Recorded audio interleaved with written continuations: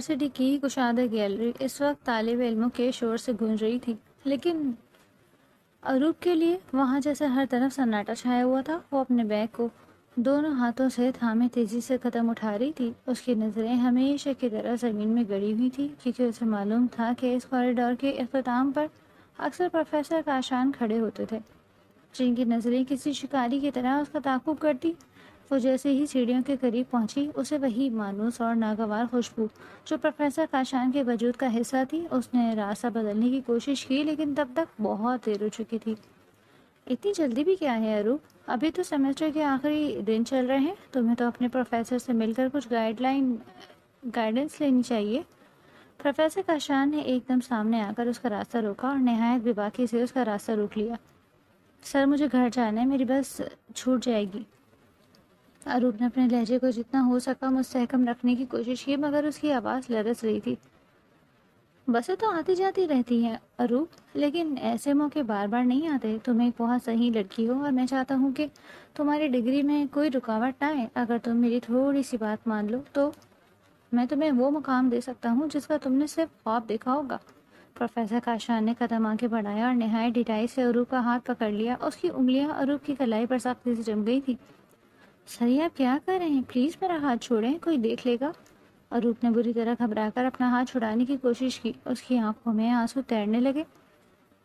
دیکھنے دو سب کو، میں تو صرف اپنی پسندیدہ اسٹوڈنٹ سے بات کر رہا ہوں۔ تمہارا یہ خوف مجھے بہت اچھا لگتا ہے اروپ۔ کبھی میرے آفس آؤ تو تمہیں بتاؤں کہ تم میرے لیے کتنی خاص ہو۔ پروفیسر نے اس کے چہرے کی طرف جھکتے ہوئے نہایت غلیظ لہجے میں کہا اور اپنی گرفت مزید مضبوط کر لی۔ اروپ کا دل زور زور سے دھڑک رہا تھا، اسے اپنی عزت خطرے میں لگ رہی تھی۔ اس نے پوری قوت جمع کی اور ایک زوردار جھٹکے سے اپنا ہاتھ چھڑایا اور بنا پیچھے مڑ کر دیکھے وہاں سے بھاگ نکلی۔ اس کے قدموں میں اتنی تیزی تھی کہ وہ راستے میں آنے والی کسی بھی شخص کو نہیں دیکھ رہی تھی۔ وہ سیدھا ایک دور کونے میں پہنچی اور ایک بینچ پر بیٹھ کر پھٹ پڑی۔ وہ روتے ہوئے بار بار اپنی کلائی کو دوپٹے سے رگڑ رہی تھی، جیسے وہاں کوئی گندگی لگ گئی ہو۔ وہ بار بار یہی سوچ رہی تھی کہ کیا ایک لڑکی کے لیے تعلیم حاصل کرنا اتنا مشکل ہے کہ اسے اپنے استاد کی ہوس کا سامنا کرنا پڑے۔ وہ اپنے آنسو صاف کر رہی تھی جب اسے محسوس ہوا کہ کوئی اس کے قریب کھڑا ہے۔ اس نے ڈر کر سر اٹھایا تو سامنے حاشر کھڑا تھا۔ حاشر جو پورے ایک ہفتے بعد یونیورسٹی آیا تھا، اسے دیکھتے ہی اروپ نے جلدی سے اپنے آنسو پوچھے اور اٹھ کر جانے لگی۔ اروپ، تم رو کیوں رہی ہو اور تمہاری کلائی پر یہ نشان کیسے؟ حاشر نے پریشانی سے اس کے سامنے آتے ہوئے پوچھا۔ اس کی آنکھوں میں اروپ کے لیے سچی تڑپ اور فکر صاف جھلک رہی تھی۔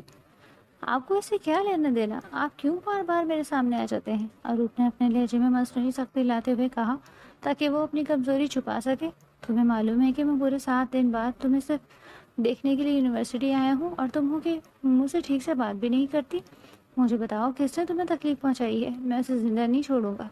حاشر نے تڑپ کر کہا اور اس کے مزید قریب ہوا۔ وہ واقعی دل و جان سے چاہتا تھا۔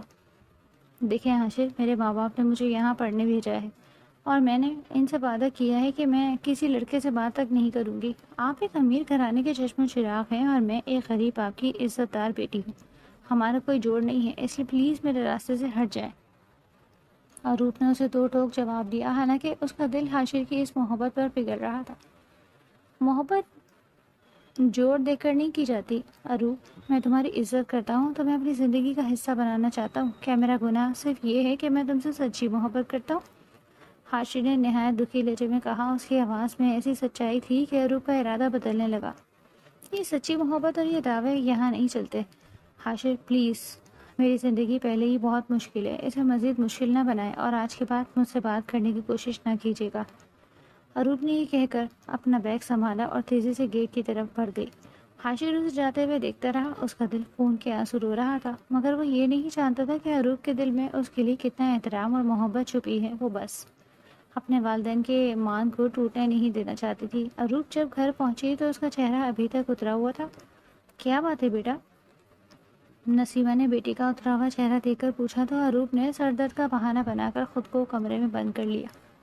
وہ بستر پر لیٹی تو اسے پروفیسر کی وہ گندی نظریں اور حاشر کا وہ معصوم چہرہ دونوں یاد آ رہے تھے۔ وہ بس یہی دعا کر رہی تھی کہ اس کا یہ آخری سیمسٹر کسی طرح خیریت سے مکمل ہو جائے اور وہ اس اذیت سے نجات پا سکے۔ اسے کیا معلوم تھا کہ ابھی تو امتحان شروع ہوئے ہیں اور زندگی اسے کسی موڑ پر لے جانے والی ہے۔ اگلے دن جب عروق یونیورسٹی کے لیے نکلی تو اس کا ذہن اب بھی گزشتہ روز کے واقعات کی وجہ سے بوجھل تھا۔ وہ فٹ پاتھ پر سر جھکائے چل رہی تھی کہ اچانک ایک زوردار بریک کی آواز نے اسے چونکا دیا۔ ایک نہایت قیمتی کالی چمکتی ہوئی گاڑی اس کے بالکل قریب آ کر رکی تھی۔ عروق کا دل تیزی سے دھڑکنے لگا اور وہ خوفزدہ ہو کر ایک طرف ہو گئی۔ گاڑی کا پچھلا شیشہ دھیرے سے نیچے ہوا اور ایک نہایت وجیہہ اور روبدار نوجوان باہر کی طرف دیکھنے لگا۔ اس کی گہری نظریں براہ راست عروق کے معصوم چہرے پر آ کر ٹھہر گئیں۔ وہ شاہ عالم تھا، جس کے چہرے کی سختی اور آنکھوں کی چمک کسی کو بھی مرعوب کر سکتی تھی۔ عروق نے ایک پل کے لیے اس کی طرف دیکھا اور پھر اپنی حیا کے ہاتھوں مجبور ہو کر فوراً نظریں جھکا لی۔ پھر اس نے اپنا دوپٹہ سر پر ٹھیک کیا اور تیز قدموں سے وہاں سے گزر گئی۔ شاہ عالم کی نظروں نے دور تک اس کا تعاقب کیا، جیسے وہ اس لڑکی کی سادگی بھرے جس حسن میں کھو گیا ہو۔ 2-3 دن اسی کشمکش اور پڑھائی کے دباؤ میں گزر گئے اور پھر اتوار کی صبح تھی جب عروق گھر کے صحن میں کام کر رہی تھی۔ اس کے ماں باپ برآمدے میں بیٹھے کسی گھریلو مسئلے پر بات کر رہے تھے کہ اچانک باہر کے دروازے پر دستک ہوئی تو عروق نے جلدی سے اپنا دوپٹہ سنبھالا اور دروازہ کھولنے پہنچ گئی۔ جیسے ہی اس نے دروازہ کھولا وہ ساکت رہ گئی۔ سامنے وہی بڑی گاڑی والا خوبرو نوجوان شاہ عالم کھڑا تھا، لیکن آج وہ اکیلا نہیں تھا۔ اس کے ساتھ ایک خاتون اور ایک بزرگ مرد بھی تھے جو وضاحت سے بہت امیر اور معزز لگ رہے تھے۔ شاہ عالم نے ایک گہری نظر عروق پر ڈالی تو وہ گھبرا کر پیچھے ہٹ گئی اور انہیں اندر آنے کا راستہ دے کر خود سیدھا اپنے کمرے کی طرف بھاگ گئی۔ وہ کمرے میں لگی کھڑکی کے پردے کے پیچھے چھپ کر یہ سب منظر دیکھ رہی تھی۔ اس کا دل سینے میں ہتھوڑے کی طرح بج رہا تھا۔ اسے یقین نہیں آ رہا تھا کہ وہ نوجوان اس کے گھر تک کیسے پہنچ گیا۔ تھوڑی دیر بعد اس کی ماں کمرے میں آئی تو اس کے چہرے پر ایک عجیب سی چمک اور خوشی تھی۔ بیٹا، وہ باہر جو لوگ آئے ہیں وہ تمہارا رشتہ مانگنے آئے ہیں۔ لڑکا بہت اچھا ہے اور بہت بڑے خاندان سے ہے۔ اللہ نے ہماری سن لی، اس کی ماں نے اسے گلے لگاتے ہوئے کہا تو عروق کی آنکھوں میں خوشی کے آنسو آ گئے۔ اسے لگا کہ شاید اللہ نے اس کی دعائیں سن لی ہیں اور وہ پروفیسر کاشان جیسے انسانوں سے بچانے کے لیے اس شاہ عالم کو اس کی زندگی میں بھیج رہا ہے۔ عروق کے ماں باپ جو پہلے ہی بیٹی کے مستقبل کے لیے بہت فکر مند تھے، انہوں نے شاہ عالم کی شخصیت اور خاندان کی شرافت دیکھ کر کوئی لمبی چھان بھی نہیں کی اور وہیں بیٹھے بٹھائے رشتہ پکا کر دیا۔ وقت پر لگا کر اڑنے لگا اور صرف 1 ہفتے کے اندر نکاح کی تاریخ رکھ دی گئی۔ عروق کے لیے یہ سب کسی خواب جیسا تھا۔ نکاح کا دن آیا تو وہ ہلکے گلابی رنگ کے جوڑے میں کسی پری سے کم نہیں لگ رہی تھی۔ پھر نکاح کے بول پڑے گئے اور وہ باقاعدہ شاہ عالم کے نام کی انگوٹھی پہن کر اس سے نکاح میں آ گئی۔ رخصتی ابھی نہیں ہوئی تھی کیونکہ اس کی ساس کا کہنا تھا کہ پہلے وہ اپنی پڑھائی مکمل کر لے۔ نکاح کے 2 دن بعد شاہ عالم اپنے سسرال آیا اور عروق کے والدین سے اجازت لے کر اسے باہر گھمانے کے لیے لے گیا۔ وہ پہلی بار اس کی بڑی گاڑی میں اس کے برابر بیٹھی تھی۔ گاڑی کے اندر کی فضا کسی سحر انگیز خوشبو سے مہک رہی تھی۔ تمہیں مجھ سے ڈر تو نہیں لگ رہا عروق؟ شاہ عالم نے ڈرائیونگ کرتے ہوئے نہایت دھیمے اور پرکشش لہجے میں پوچھا اور اپنی ایک نظر اس کے شرمائے ہوئے چہرے پر ڈالی۔ نہیں، بس تھوڑی سی گھبراہٹ ہو رہی ہے۔ میں نے کبھی سوچا نہیں تھا کہ زندگی اتنی جلدی بدل جائے گی۔ عروق نے انگلیوں سے اپنے دوپٹے کے پلو کو مروڑتے ہوئے جواب دیا تو شاہ عالم نے اچانک گاڑی سڑک کے کنارے روک دی اور اس کی طرف مڑ گیا۔ پھر اس نے عروق کا نرم ہاتھ اپنے مضبوط ہاتھوں میں لے لیا اور اس کی آنکھوں میں دیکھنے لگا۔ میں نے جب تمہیں پہلی بار سڑک پر دیکھا تھا تبھی فیصلہ کر لیا تھا کہ تمہیں اپنی زندگی کا حصہ بناؤں گا۔ تم میری ہو عروق اور میں تمہیں دنیا کی ہر خوشی دوں گا۔ شاہ عالم نے اس کے ہاتھ کی پشت پر اپنے لب رکھتے ہوئے نہایت جذباتی انداز میں کہا تو عروق کا پورا وجود دیکھنے لگا۔ اسے شاہ عالم کی یہ اپنائیت اور پیار بہت اچھا لگ رہا تھا اور وہ اسے ایک مکمل اور مضبوط سہارا محسوس کر رہا تھا۔ آپ بہت اچھے ہیں شاہ عالم، میں ہمیشہ آپ کا مان رکھوں گی، عروق نے دبی آواز میں کہا تو شاہ عالم نے مسکرا کر اس کے گال کو چھوا۔ گاڑی کے بند شیشوں کے پیچھے وہ لمحات بہت خوبصورت اور رومانٹک تھے۔ شاہ عالم اسے اپنی محبت کا اظہار کر رہا تھا اور عروق کو لگ رہا تھا کہ اب اس کی زندگی میں کبھی اندھیرا نہیں آئے گا۔ اسے کیا معلوم تھا کہ اس کی ان خوشیوں کو جلد ہی کسی کی نظر لگنے والی ہے اور یہ حسین سفر اسے ایک ایسے طوفان کی طرف لے جا رہا ہے جہاں اعتبار کے رشتے ریت کی دیوار ثابت ہوں گے۔ وہ شاہ عالم کے کندھے پر سر رکھے مستقبل کے سنہری خواب دیکھ رہی تھی، جبکہ تقدیر اس کے لیے ایک مشکل امتحان لکھ چکی تھی۔ نکاح کے بندھن میں بندھنے کے بعد عروق کے چہرے پر ایک عجیب سا نکھار اور سکون آ گیا تھا۔ وہ جب اگلے دن یونیورسٹی کی گیلری میں داخل ہوئی تو اس کی چال میں ایک وقار تھا اور انگلی میں چمکتی سونے کی انگوٹھی اس کی نئی پہچان کی گواہ تھی۔ وہ ابھی اپنی کلاس کی طرف جا ہی رہی تھی کہ حاشر ایک بار پھر اس کے سامنے آ کھڑا ہوا۔ اس کی آنکھیں سرخ تھیں جیسے وہ پوری رات سویا نہ ہو، اور اس کے بکھرے بال اس کی بے چینی کا پتہ دے رہے تھے۔ اروپ صرف ایک منٹ میری بات تو سن لو، میں نے تمہارے لیے کیا کچھ نہیں سوچا، میں تو بس تمہاری ایک ہاں کا منتظر ہوں۔ حاشر نے تڑپ کر اس کا راستہ روکا اور اس کے لہجے میں ایسی شدت تھی کہ راہ لڑکے لڑکیاں رکنے لگے۔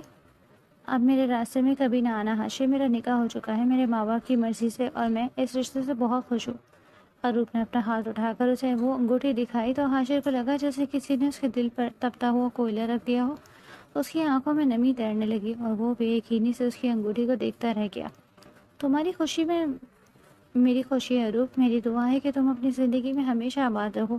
میں آج کے بعد کبھی تمہارے سامنے نہیں آؤں گا اور نہ ہی تمہیں تنگ کروں گا، کیونکہ سچی محبت صرف قربانی دینا جانتی ہے۔ حاشر نے بھرائی ہوئی آواز میں کہا اور اپنی محبت کو وہیں دفن کر کے الٹے قدموں پیچھے ہٹ گیا، اور اس کا یہ ٹوٹا ہوا انداز اروپ کے دل کو ایک لمحے کے لیے اداس کر گیا تھا، لیکن وہ اب شاہ عالم کی محبت کے سحر میں گرفتار تھی، اس لیے اس نے حاشر کی طرف پلٹ کر بھی نہیں دیکھا تھا۔ وہ ابھی وہاں سے نکلی ہی تھی کہ اسے چپراسی نے آ کر اطلاع دی کہ پروفیسر کاشان اسے اپنے آفس میں بلا رہے ہیں۔ اروپ کا دل کسی انجانے خوف سے دھک دھک کرنے لگا تھا۔ وہ آفس کے دروازے پر پہنچی تو اس نے ایک لمبا سانس لیا اور اندر داخل ہو گئی۔ پروفیسر کاشان اپنی کرسی پر نیم دراز تھے اور اس کی نظروں میں وہی پرانی ہوس اور مکاری تھی۔ آؤ اروپ بیٹھو، مجھے تم سے تمہارے مڈ ٹرم کے رزلٹ پر بات کرنی ہے۔ پروفیسر نے میز پر پڑے کچھ کاغذات کی طرف اشارہ کرتے ہوئے نہایت سنجیدگی کا ناٹک کیا۔ جی سر، کیا ہوا؟ کیا میرا رزلٹ اچھا نہیں آیا؟ اروپ نے پریشانی سے پوچھا، کیونکہ وہ ایک بہت محنتی لڑکی تھی۔ اچھا نہیں بلکہ بہت برا رزلٹ ہے تمہارا۔ اگر میں نے تمہیں پاس نہ کیا تو تمہیں فائنلز میں بیٹھنے کی اجازت نہیں ملے گی اور تمہاری 4 سال کی محنت مٹی میں مل جائے گی۔ پروفیسر کاشان نے کرسی آگے کی اور میز پر جھک کر اس کی آنکھوں میں دیکھتے ہوئے کہا، سر پلیز ایسا نہ کریں، میں نے بہت محنت کی تھی، شاید کہیں کوئی غلطی ہو گئی ہو، آپ پلیز مجھے پاس کر دیں، میں ہمیشہ آپ کی شکر گزار رہوں گی۔ اروپ کی آواز رونے والی ہو گئی تھی، وہ سوچ بھی نہیں سکتی تھی کہ وہ فیل ہو سکتی ہے۔ شکر گزاری لفظوں سے نہیں ادا کی جاتی اروپ، تمہیں میرے ساتھ وقت گزارنا ہوگا۔ اگر تم چاہتی ہو کہ میں تمہارا رزلٹ ٹھیک کر دوں تو تمہیں کل رات میرے فلیٹ پر آنا ہوگا۔ پروفیسر کاشان نے نہایت غلیظ لہجے میں اپنی شرط اس کے سامنے رکھی اور اس کا ہاتھ پکڑنے کے لیے ہاتھ بڑھایا۔ یہ آپ کیا کہہ رہے ہیں سر؟ میں ایک عزت دار باپ کی بیٹی ہوں اور ابھی کسی کے نکاح میں ہوں، میں آپ کے ساتھ اپنا منہ کالا کبھی نہیں کروں گی، چاہے مجھے فیل ہی کیوں نہ ہونا پڑے۔ اروپ نے نفرت سے اپنا ہاتھ پیچھے کھینچا اور وہاں سے بھاگتی ہوئی باہر نکل آئی۔ اس کا پورا وجود غصے اور حقارت سے کانپ رہا تھا۔ وہ گھر پہنچی تو وہ ابھی تک اسی کشمکش میں تھی، وہ کسی کو کچھ بتا بھی نہیں سکتی تھی۔ پھر اچانک اسے اپنی ساس کی کال آئی، جنہوں نے بڑے پیار سے اس سے بات کی تھی۔ بیٹا، جیسے ہی تمہارا یہ سیمسٹر ختم ہوگا ہم تمہاری رخصتی کر لیں گے، تم بس دل لگا کر پڑھو اور اچھے نمبروں سے پاس ہو جاؤ۔ ساس کی یہ باتیں سن کر اروپ کے پیروں تلے سے زمین نکل گئی۔ اسے لگا کہ اگر وہ فیل ہو گئی تو اس کی شادی خطرے میں پڑ جائے گی اور اس کے غریب ماں باپ کے معاشرے میں ناک کٹ جائے گی۔ اگلے دن وہ ہمت جمع کر کے دوبارہ پروفیسر کے آفس آ گئی۔ اس کی آنکھیں رو رو کر سوج چکی تھیں۔ وہ گڑ گڑا کر اس کے سامنے ہاتھ جوڑ کر کھڑی ہو گئی۔ سر، خدا کے لیے مجھ پر رحم کریں، میں ایک عزت دار لڑکی ہوں، میرا نکاح ہو چکا ہے، آپ مجھے کیوں تباہ کرنا چاہتے ہیں؟ میں آپ کی ہر بات مانوں گی، لیکن پلیز مجھے اس گناہ کی طرف نہ لے کر جائیں۔ اروپ کے آنسوؤں نے اس کے گالوں کو بھگو دیا تھا۔ وہ اس وقت بہت معصوم لگ رہی تھی۔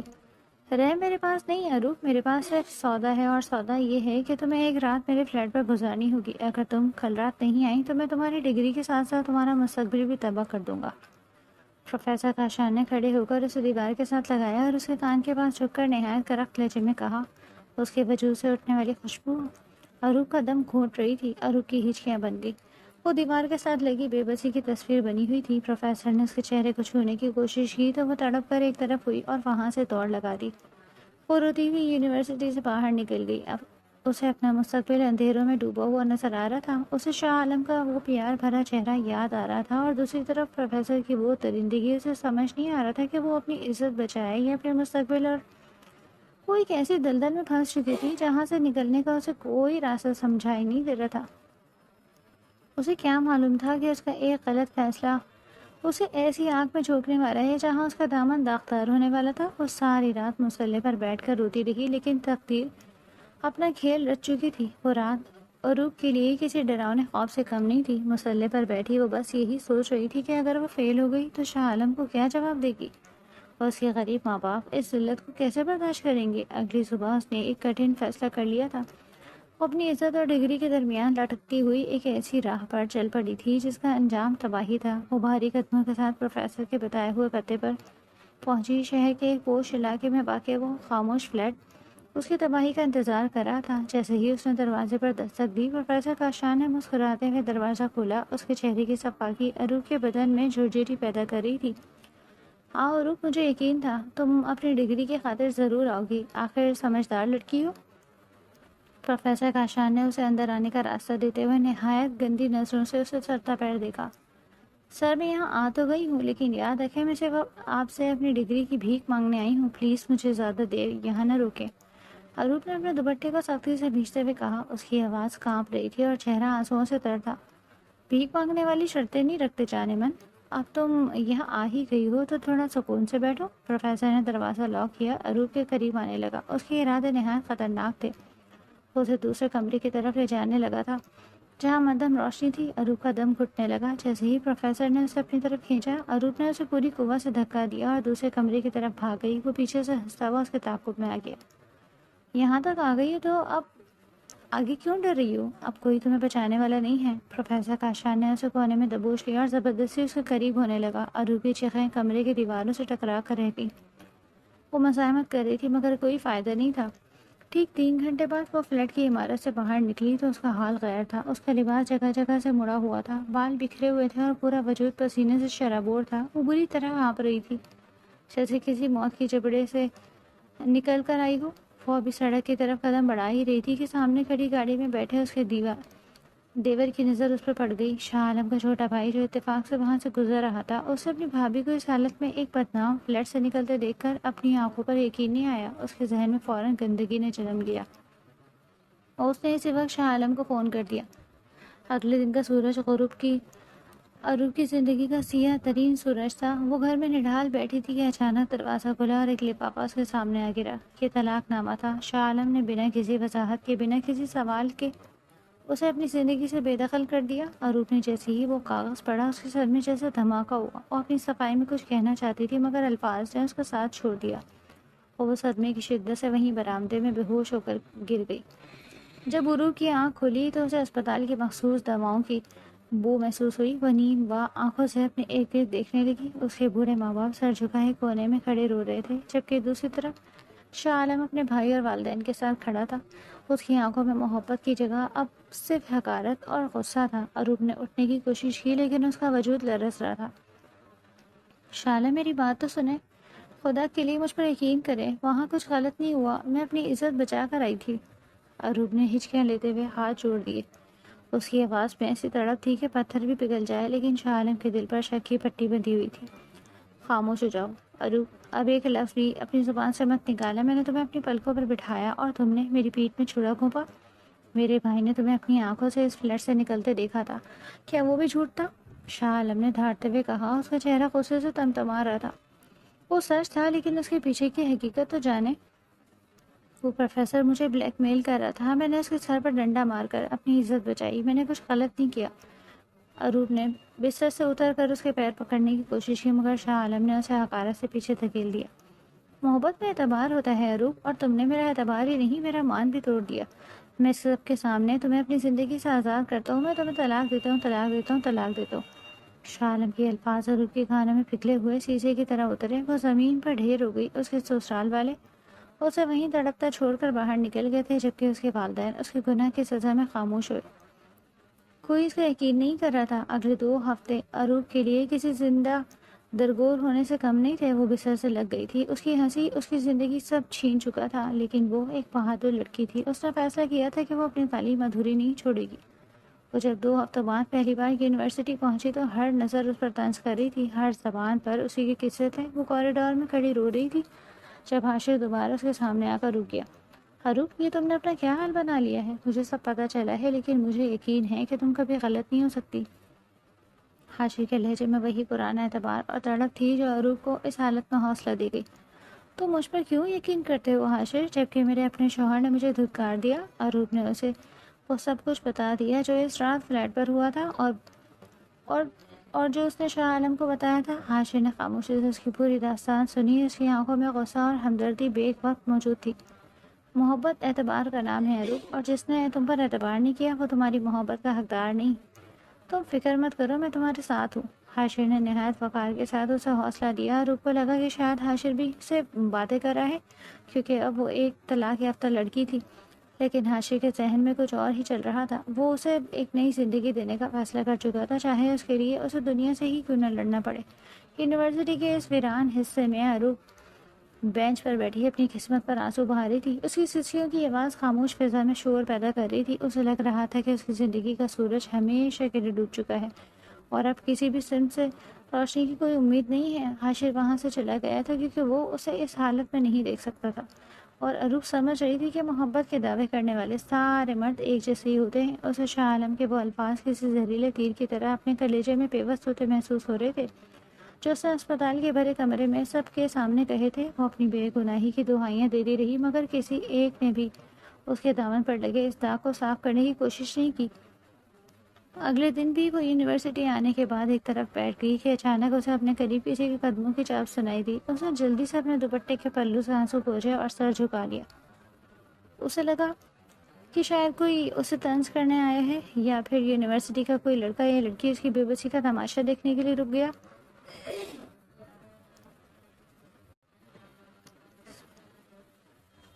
اروپ اس طرح ٹوٹ کر بکھر جانے سے حقیقت نہیں بدلتی۔ میں جانتا ہوں کہ تم پر کیا گزری ہے، لیکن میرا دل آج بھی یہی کہتا ہے کہ تم کل بھی پاک تھی اور تم آج بھی پاک ہو۔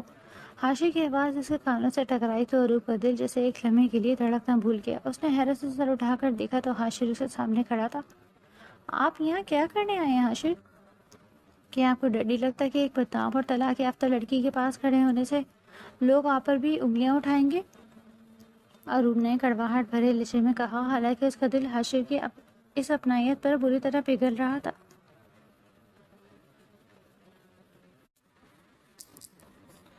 لوگوں کی پرواہ وہ کرتے ہیں جن کی اپنی کوئی پہچان نہیں ہوتی۔ اروپ، میں تمہیں اس وقت سے جانتا ہوں جب تم نے اپنی حیا کی خاطر مجھے اپنے قریب نہیں آنے دیا تھا۔ جو لڑکی اپنے والدین کے مان کے لیے اپنی خوشیاں قربان کر سکتی ہے، وہ کسی پروفیسر کے ہوس کا شکار خود اپنی مرضی سے کبھی نہیں ہو سکتی۔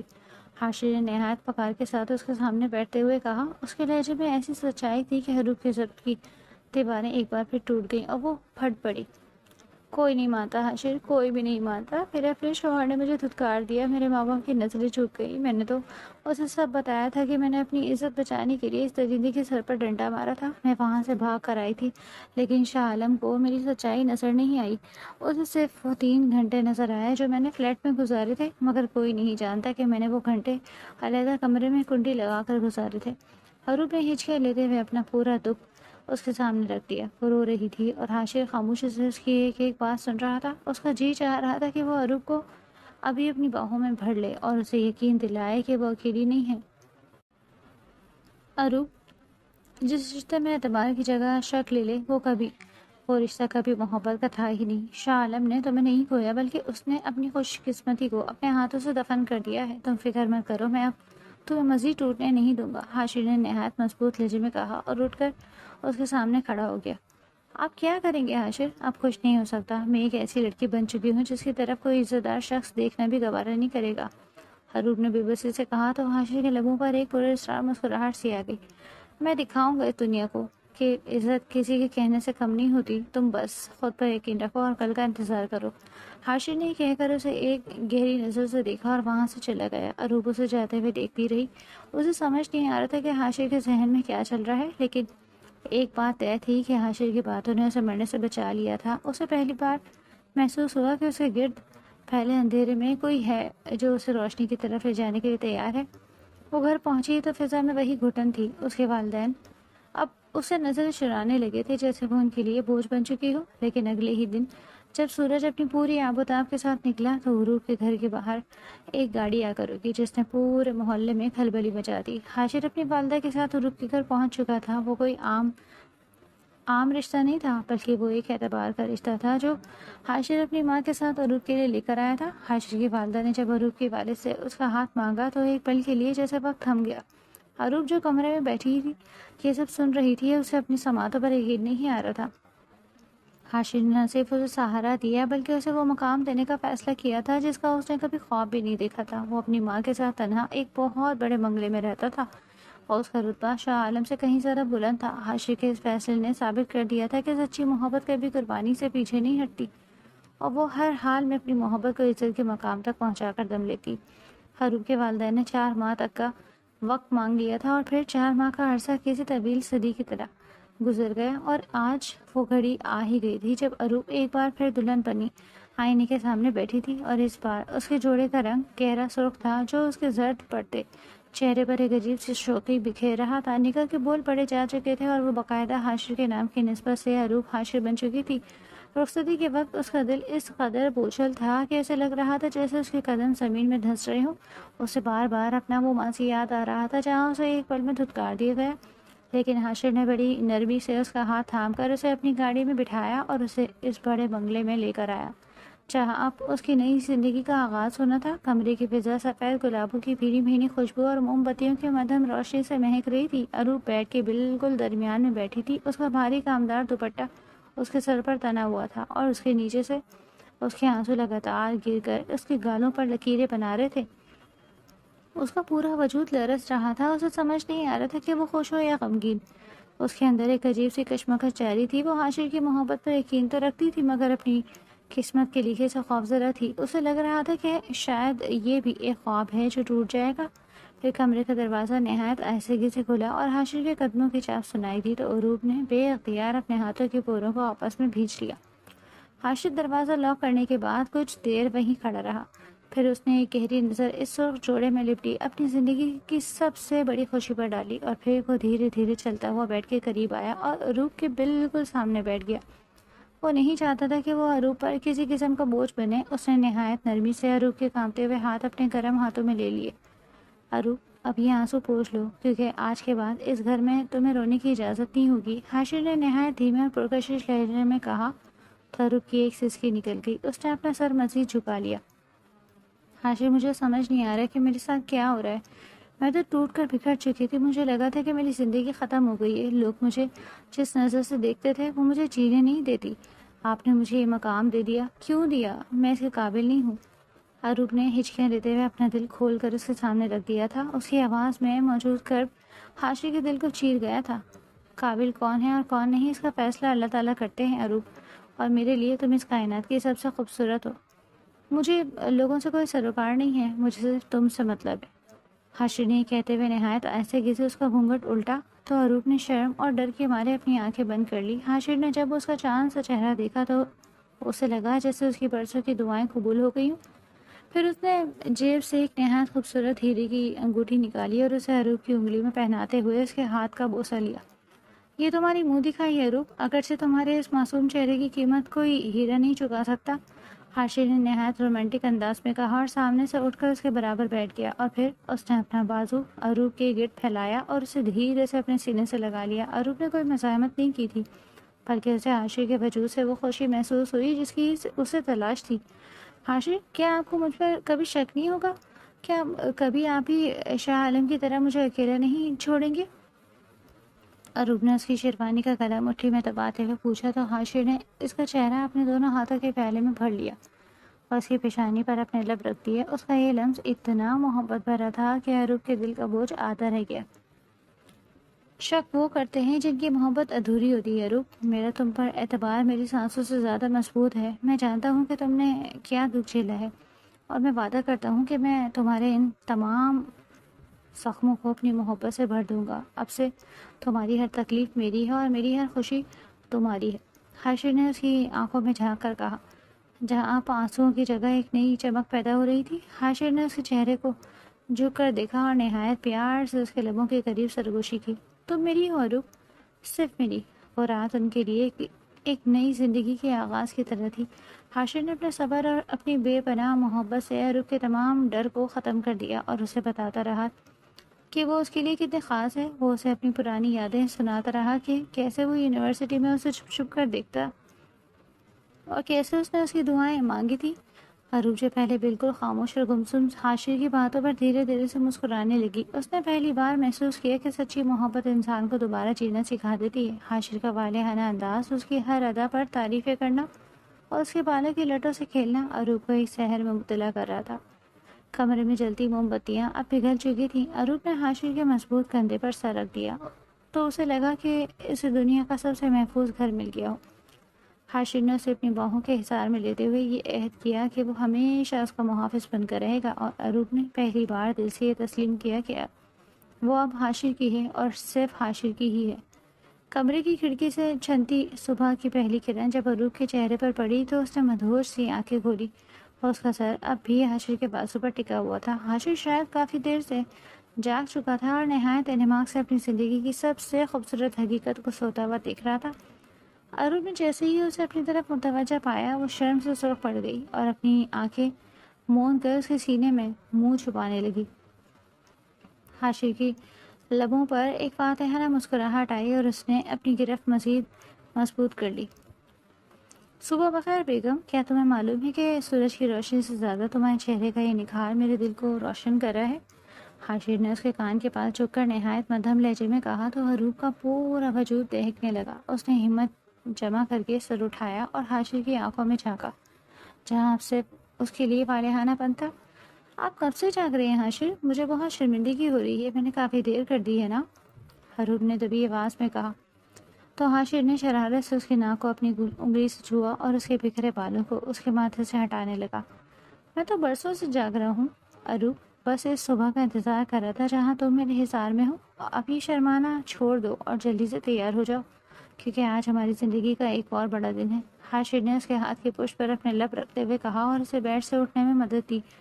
अरूप जब ड्रेसिंग रूम से तैयार होकर निकली तो हाशिर वहीं खड़ा उसका मुंतज़िर था। उसने अरूप को आईने के सामने खड़ा किया और उसके गले में एक नफीस सा सोने का सेट पहनाते हुए पीछे से उसे अपनी बाहों में भर लिया। कमरे के इस पुरसुकून माहौल में सिर्फ इन दोनों की सांसों की आवाज़ें गूंज रही थी। अरूप ने आईने में हाशिर को देखा जो नहायत मोहब्बत से उसे देख रहा था। उसने अपना सर पीछे हाशिर के कंधे पर टिका दिया। उसे पहली बार महसूस हुआ कि ज़िंदगी इतनी खूबसूरत भी हो सकती है। नाश्ते की मेज़ पर भी हाशिर की नज़रों से हट नहीं रही थी। वो उसे अपने हाथों से निवाले खिला रहा था और अरूप की हर अदा पर कोई ना कोई प्यारा सा जुमला कहकर उसे मज़ीद शर्माने पर मजबूर कर रहा था। वलीमे की शाम किसी ख्याली मंजर से कम नहीं थी। हाशिर ने इसी फंक्शन के लिए शहर का सबसे महंगा हॉल बुक किया था।